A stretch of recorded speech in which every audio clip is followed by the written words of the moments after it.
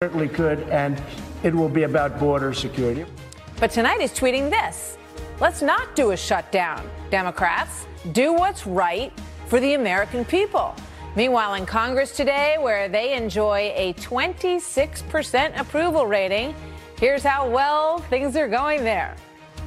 What is your plan, however, between now and 6:30 p.m. on Wednesday to get us off this dime that we are stuck on and have been stuck on now for almost the entire year? My plan is you don't want to work with us. I'd watch your words, friend, because I'm going to look forward to seeing how well you do with the new faction coming in on your side.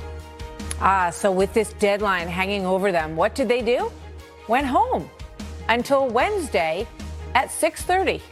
Earlier tonight, I spoke with White House Press Secretary Sarah Huckabee Sanders. Watch. Good to have you. So first of all, here's what Nancy Pelosi said about the shutdown and the president originally saying that he would be proud to have one. Perhaps he doesn't understand people need their paychecks. Maybe that's not the life he leads. Is that part of the reason why this latest tweet indicates that the president may have a change of heart on this tonight? Not at all. The president actually understands people needing a paycheck, certainly far more than Nancy Pelosi ever will, partly because he's actually signed the front of a paycheck. He knows what a paycheck means. It's why he spent so much of the first 2 years of his administration making sure more people in America get a paycheck, making sure more people have a job. The other part of that is the president has been committed to making sure we protect our borders. People can't get a paycheck if they're not around because we've had people come across and take jobs from them, or even worse, have violent crimes that have hurt Americans. The president is committed to protecting every single American citizen. He knows that without border security and without borders, you have no country at all. And he's calling on Democrats to step up and actually do their jobs and protect the American people and work with him in that process. You know, I mean, we've all been down this road before. It seems like nothing ever gets done in Washington unless there's a deadline. And as I said, Congress has basically left town until Wednesday evening at 6:30. First of all, what does the president think about that in terms of the work ethic and the commitment to working something out? And B, is he going to be satisfied with sort of a CR or, you know, a stopgap measure that just pushes this whole thing down the road again? Will he allow that?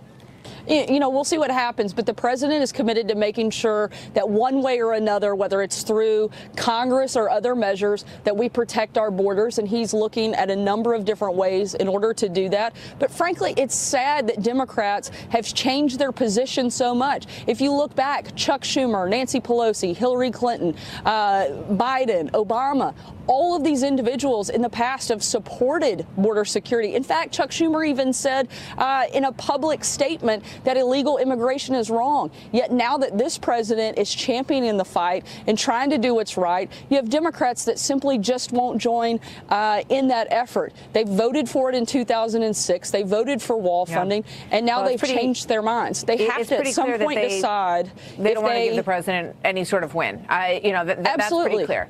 Democrats have got to decide, Martha, if they love our country more than they hate this president. And so far, we've seen no indication that they're willing to do that. All right. Other news that has been coming out this afternoon with regard to the Michael Cohen information. Here's what the president said in the interview that he did this afternoon with Harris Faulkner. Watch this. He did some bad things, and income tax evasion. I heard about taxi cab. I heard about a lot of things. Now, I'm not reading about any of that stuff because what he did is he made a deal to embarrass me. In order to embarrass me, they cut his term down. So the president has said publicly that he's not concerned about impeachment, that he doesn't believe that any of this touches him. And yet there's a story earlier today that said that he's confiding to friends that he is actually concerned about that possibility. What's the reality? Look, the president's exactly right. He's not worried about it. I'm certainly going to take the president's words over a bunch of anonymous sources. He's been very clear. He's not worried about it because he didn't do anything wrong. The things that Michael Cohen did wrong and is convicted of have nothing to do with the president. And he made that clear today, and we've made it clear over the last several months, and you're going to continue to see us do exactly that. Any concern about this Wall Street Journal story that came out tonight that says that now there's a new federal investigation by the Manhattan U.S. Attorney's Office looking into how the inaugural funds were spent, because they say that something in Michael Cohen's materials, whether it's tapes or memos, indicates that there were some people who were paid money into the inaugural in order to get influence with the president, or that perhaps Michael Cohen was making those kind of deals and promises. Not at all. This didn't have anything to do with the president. The president was focused on the transition and building out a new government and preparing to take office. The role that the president had in the inauguration was to raise his hand and take the oath. Same thing for the first lady. She wasn't engaged in this process. I think this is a perfect example of Democrats recognizing that all the accusations that they've made and the information that came out in the Michael Cohen case has nothing to do with the president. So now they're going to plan, I would say plan B, but this is more like plan D or E or F to take this president down. I wish they would focus a lot more on actually solving problems and sitting down with the president, fixing our broken borders, continuing to help this president build the economy and fix some of the big problems we have. But instead, they're so focused on attacking this president, they can't actually help Americans and look for real solutions. It feels like that. With regard to the chief of staff position, is Jared Kushner now on the list of those who may be considered for that position? I'm not aware of any conversations that have taken place. Jared's an incredibly valuable member of the team. I think he'd be great in any role that the president put him in, but I think he's very committed and very focused to the projects and the efforts that he's working on. And we saw some big movement on several of those take place this week, both on opportunity zones as well as in the criminal justice reform. A massive movement and progress that we've seen on that, and that's been a huge effort that's been led by Jared that he's been working on for the better part of a year, and we're starting to see a lot of that come to fruition, and hopefully we'll see Congress pass that in the next several days. So he's not on the list. Look, I'm going to let the president, he's got a number of qualified individuals that want this job that he's going to continue talking to, and when he's ready to make an announcement on that front, he will. All right. We'll look forward to it. Sarah, thank you very much. You bet. Thanks so much, Martha. Here now with his analysis tonight, Geraldo Rivera, Fox News correspondent at large and author of The Geraldo Show. Geraldo, great to have you with us on the story tonight. Thank you for being here. So, a lot going on here, obviously, and you were tweeting quite a bit about this earlier today. With regard to Michael Cohen, and now you've got this new story from the Wall Street Journal tonight that says that there's a Manhattan investigation into how the inaugural funds were spent. What do you think is the origin of all of this? How do you read into those investigations at this point? Well, I remember being taken aback breathlessly when the feds raided Michael Cohen's law office and his apartment in that pre-dawn raid. I just thought it was way beyond the pale there. Whatever happened to the lawyer-client privilege to strip him away? And knowing Michael Cohen is the kind of handler, a kind of semi-shyster that, always out for himself. Yes, he represented the president, but he seemed always to be out for himself as well. It just seemed to me likely that they would find stuff, and it's just unfortunate that the president, in choosing Michael Cohen as an intimate, has left himself vulnerable to someone of not particularly stellar character, who obviously, when push came to shove, decided that ratting out the president was the better course for him to take for his own future. Let the president be damned. And I think it's very, very unfortunate. Compare Michael Cohen to Jared Kushner. I think Jared Kushner, you didn't ask me this, Martha, but I think he'd be a wonderful chief of staff. He's trustworthy. He's highly competent. He's one of the most underrated people in Washington, honest as the day is long. I think that that would be a great selection. And I wish that, more like him is what the president needs, not New York shysters, knifing me in the back. Yeah.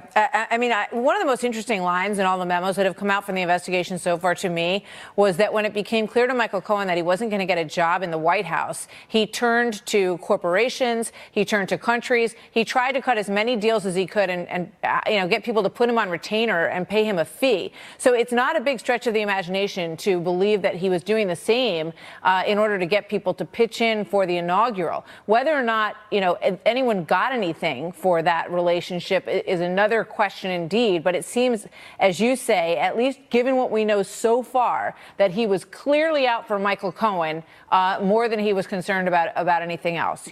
We'll see. Oh, yeah. When I was when I was down in Puerto Rico covering the hurricane, Michael Cohen called me and said, can I hook him up with someone in Puerto Rico that is in charge of selecting the company to put in a new electric grid. Really? And I said, Michael, I don't know. I mean, I called the energy secretary of the Commonwealth government, perhaps. But I mean, he's just that kind of guy. He's, not the kind of person that, I feel sorry for him. And I see him with his family yesterday and his two children. I don't know why his daughter had the crutch and all that. But it was heartbreaking. I feel sorry for anybody that's caught in that jam. But it's clear that he decided that selling out the president or, telling tales out of school and then even embellishing, I don't know where facts stop and speculation or hype begins. But it just is pretty clear that he chose that road. Anything, he rolled over and said, anything you need, and maybe I'll create stuff if you need me to take down this president. It's very, very sad and very unfortunate. The president's got his hands full. This whole border wall and the government shutdown. I think that he was outmaneuvered by Schumer and by Pelosi. They got him to commit to if the government shuts down, it's his fault. And saying, well, he volunteered that, Geraldo. He's in a tough spot been saying that for a long time. That I think it's a principle, perhaps, with him that he believes that it's okay to put the brakes on the government for 5 minutes, and we all know how those things work. They shut down the government for 24 to 48 hours, and anyone who perhaps didn't get a paycheck for that 24 to 48 hours gets paid in full as soon as the coffers are back open again. This idea that there's like thousands of government workers who are suffering during shutdowns. Do you think that is a reality, or I do. I have a little radio show here in Cleveland. Today I had a woman named Trudy call me. She has 3 children, 2 of whom served in the Marines, another one was in the Navy. They all now have jobs in government, in Homeland Security or Interior. They're not going to get, if the government shuts down, they're not going to get paychecks. It's Christmas time. Yes, they'll eventually, these people live paycheck to paycheck. They'll eventually get paid. The government will have to pay for work not done, but people will be inconvenienced. It doesn't, shutdowns are dumb, and for the president to take ownership of it when, as you mentioned at the top of the program, Schumer or Sarah Sanders mentioned, Schumer, Barack Obama, Hillary Clinton, Joe Biden all voted for a border fence in 2006. Of course they did. I think that if the president, when the Democrats came to the Oval Office, if he had just read them from their own statements back in 2006 and subsequent years when they've come out in favor of border fencing, I think they would have trapped them rather than the other way around. Now they're coming back Wednesday night. It's going to be a continuing resolution. Of course they're not going to shut down the government. And I don't mean the family that you mentioned. Of course, nobody wants to see members of the military or Homeland Security folks go without their paychecks. But what I'm saying, I just often it looks like the hype that surrounds these issues, and then ultimately what happens is exactly what you said. You get a continuing resolution. You get a stopgap. Everybody bumps everything down the road. The rest of the country does their work from Monday to Friday every week and tries to get stuff done. For some reason, the government can't function unless they're up against this kind of wall where the threats start happening of shutting down the government.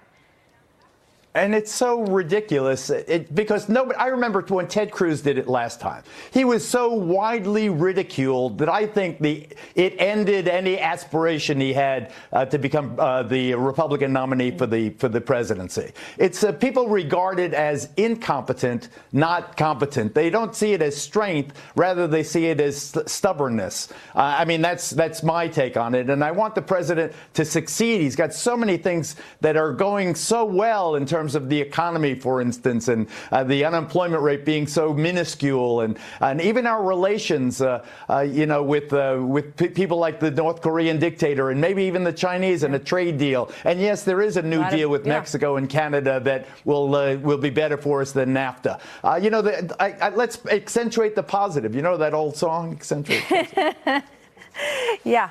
Accentuate the positive, not the negative. And that doesn't seem to be the world we're living in right now. But I hear what you're saying. I think that the openings on the China trade deal are fascinating, and we'll see where it goes. Geraldo, thank you so much. Good to see you tonight. Martha. Thanks for being here. You too. So why did President Trump and then ultimately Americans deserve to know what was up here. And certainly, so does Michael Flynn. Remember that both President Trump reportedly, and ultimately Robert Mueller himself, asked the authorities to go easy on Michael Flynn. Mueller claims it was because he provided substantial assistance. The president said today it's because of this. But they took a general that they said didn't lie, and they convinced him he did lie, and he made some kind of a deal. And now they're recommending no time. You know why? Because they're embarrassed that they got caught. Let's bring in Jonathan Turley, George Washington University constitutional law professor. Good to have you with us tonight, Professor Turley. Your reaction to the circumstances under which Michael Flynn was questioned? Well, it's highly irregular, and Judge Sullivan has good reason to demand these documents. I've litigated in front of Judge Sullivan for years. He's a very good and respected judge. He knows his way around criminal investigations. And this thing really gives you pause. I mean, these 302 field reports are supposed to be written contemporaneously. They were written months later. You know, you're supposed to notify the White House counsel if you're going to conduct an interview like this. James Comey said today that he decided to simply bypass that protocol and have him go directly into Flynn's office. You know what, Jonathan, let me pause you there because I want to play exactly what Comey said on that. Let's play that. Something I probably wouldn't have done or maybe gotten away with in a more organized investigation, a more organized administration, in the George W. Bush administration, for example, or the Obama administration. So if the FBI wanted to send agents into the White House itself to interview a senior official, you would work through the White House counsel, and there'd be discussions and approvals and who would be there. And I thought it's early enough. Let's just send a couple guys over. Yeah, let's just send a couple guys over. Right. Do you know what's amazing is that actually could be his epitaph of how he was director, right? I mean, everyone criticizes Trump for going outside the lines, but Comey's entire career at the FBI has been so improvisational, it's shocking. You know, he did that with his infamous press conference on Hillary Clinton. He did that in terms of his work early in the Trump administration, including removing FBI memos once he was fired and leaking them.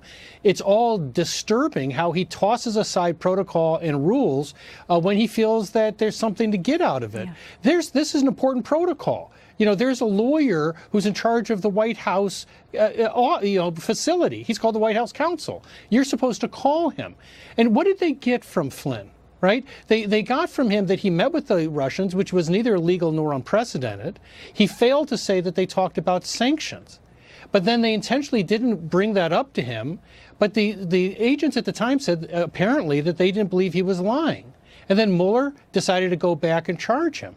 It became a canned hunt. They put this guy in a cage and they shot him. And it's not a very compelling criminal case. It's pretty anemic. So regardless of what Mueller recommended, I doubt seriously any judge would have given this guy anything other than 0 jail time. And so he was looking at 0 to 6 months. Mueller hardly did him a favor, but Mueller's not going to be that important to this issue because most judges would not give him jail time. Jonathan Turley, we will stay on it with your help. Thank you very much. Good to see you tonight. So coming up, 5 women just elected to lead the Democratic Party in the House sit down and for answers. Trace Gallagher tracking the latest on this unbelievable story tonight. Hi, Trace. Hi, Martha. We've done a lot of these types of cases over the years, but this one has some baffling elements. Let's begin with the basics. On Thanksgiving Day, 29-year-old Kelsey Barrett is captured on surveillance video at a Safeway grocery store in Woodland Park, Colorado, where she lives. She's wearing jeans, sneakers, and a tan shirt. Her 1-year-old daughter is in a car seat, and that's the last evidence of Kelsey Barrett in public.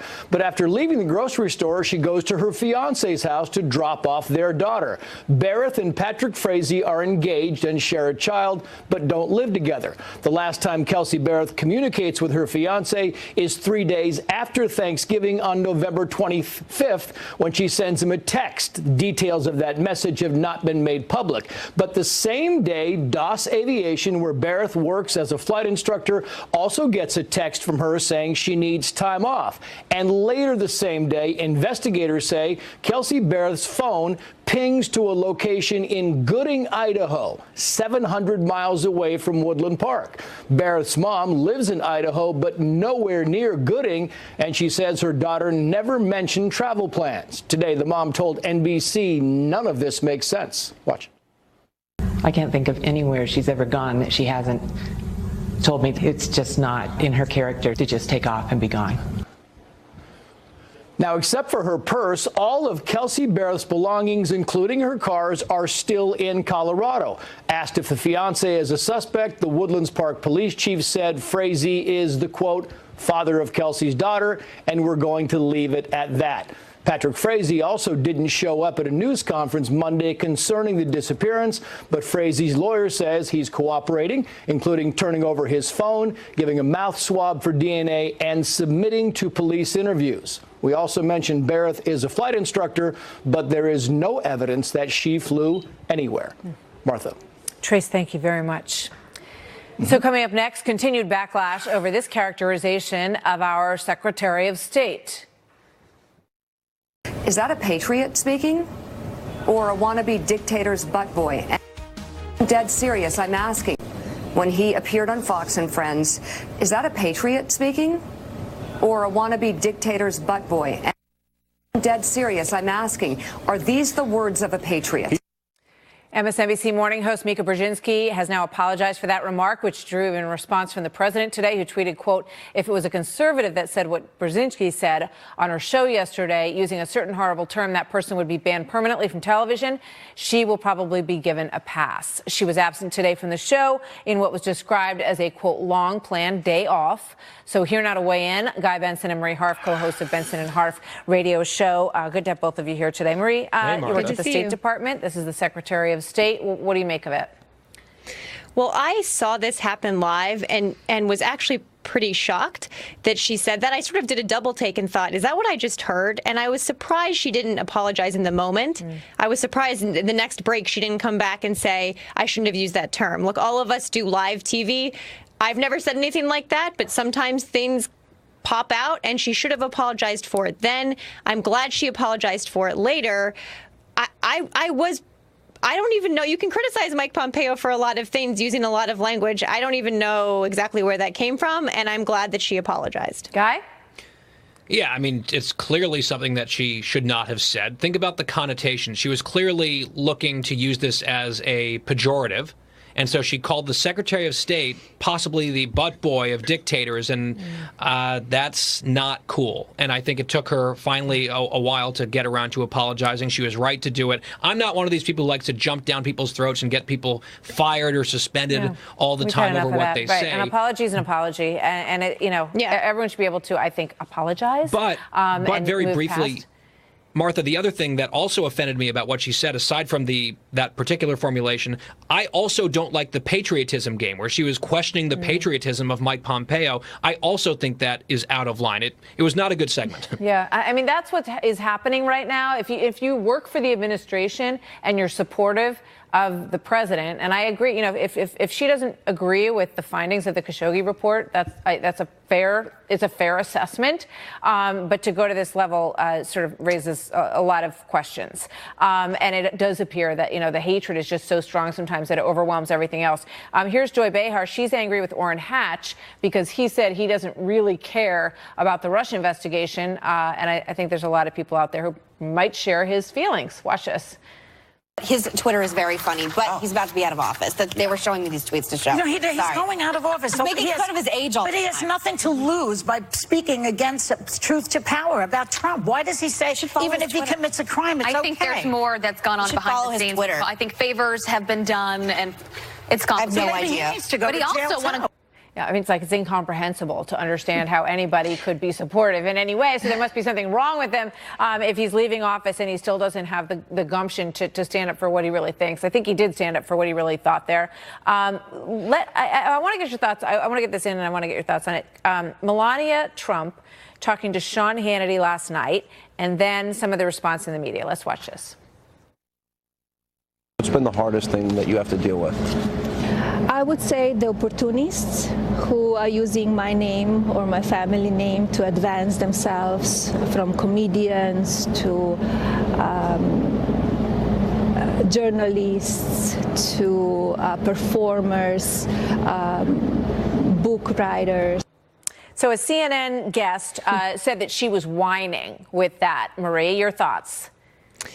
Well, I think Melania is interesting because she often, when she's asked questions about difficulties in this job, and look, being First Lady or President has a lot of responsibilities and a lot is on your shoulders, right? That weighs on you. She often answers with very personal answers, right? How people have gone after her, how people have slandered her online. And I think some people don't like that she doesn't make it about the broader responsibilities of the job. The answers are often about her. I'm not sure I would use the term whining. But again, people say things on cable, and I sort of am not in the business she gets attacked an awful lot. Policing that. And it is always surprising to me that she doesn't get that the other former first ladies don't chime in to stick up for her because they know what it's like. Guy, quick thought. Michelle Obama also got attacked quite a bit, and Melania has attacked some of the former first ladies, including Michelle Obama. So I think that in this particular case, Melania was responding to a direct question from Sean Hannity, and it was very responsive. He said, "What has been the toughest part for you?" And she said, "Here's my answer." That's not whining. It's a straightforward, I think, reasonable answer. Yeah. Thanks, guys. Got to leave it there. Good to see you tonight. All right, Sounds so good. coming up, my exclusive sit-down with 5 women in the Democratic leadership.